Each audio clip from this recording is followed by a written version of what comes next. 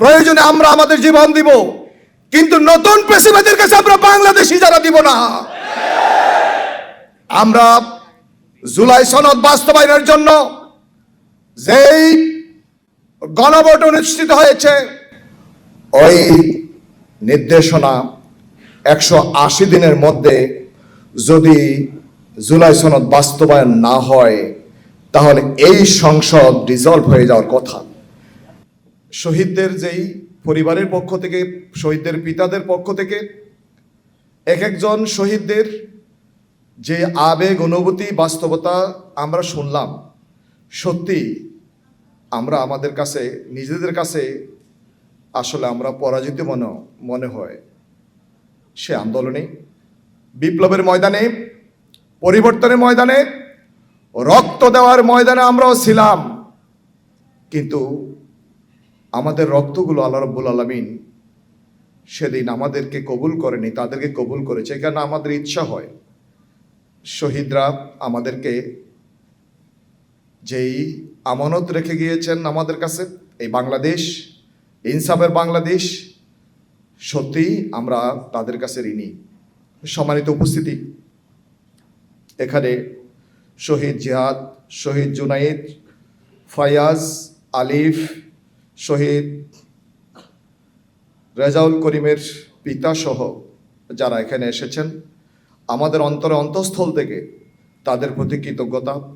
তাদের রক্তের বিনিময়ে আজকে আমরা যে বাংলাদেশ পেয়েছি, আমি আপনাদের কথা দিচ্ছি, আমরা যেই পরিবর্তনের বাংলাদেশ, ইনসাফের বাংলাদেশ এবং বৈষম্যহীন বাংলাদেশ সৃষ্টির জন্য আপনাদের ছেলেরা যেভাবে জীবন দিয়েছেন, আগামীতে আমরা মনে করি নতুন বাংলাদেশ, বৈষম্যহীন বাংলাদেশ তৈরি করতে প্রয়োজনে আমরা আমাদের জীবন দিব, কিন্তু নতুন পেশিবাদের কাছে আমরা বাংলাদেশি যারা দিব না। আমরা জুলাই সনদ বাস্তবায়নের জন্য যেই গণভোট অনুষ্ঠিত হয়েছে, ওই নির্দেশনা 180 দিনের মধ্যে যদি জুলাই সনদ বাস্তবায়ন না হয়, তাহলে এই সংসদ ডিসলভ হয়ে যাওয়ার কথা। আমি জাতীয় সংসদের মাননীয় যারা কর্তৃত্বে রয়েছেন, মাননীয় প্রধানমন্ত্রী এবং সকল সংসদ সদস্যদেরকে বলবো, 180 দিন এখনো সংসদের মেয়াদ হয়নি। আমি আপনাদেরকে অনুরোধ করব, জুলাই সনদ বাস্তবায়নের জন্য সংবিধান সংস্কার পরিষদ গঠন করুন। সংবিধান সংস্কার পরিষদ গঠন করে এই সংবিধান পরিবর্তন করতে হবে, জুলাইয়ের আকাঙ্ক্ষা বাস্তবায়ন করতে হবে।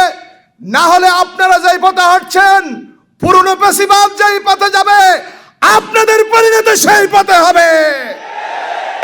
আসুন জুলাই সনদ বাস্তবায়নের অঙ্গীকার নিয়ে সংসদের ভিতরে এবং বাইরে 18 কোটি মানুষের স্বপ্ন বাস্তবায়নে আমরা এগিয়ে যাই। শহীদদের রক্তের বিনিময়ে কখনো কোনো কিছু হতে পারে না।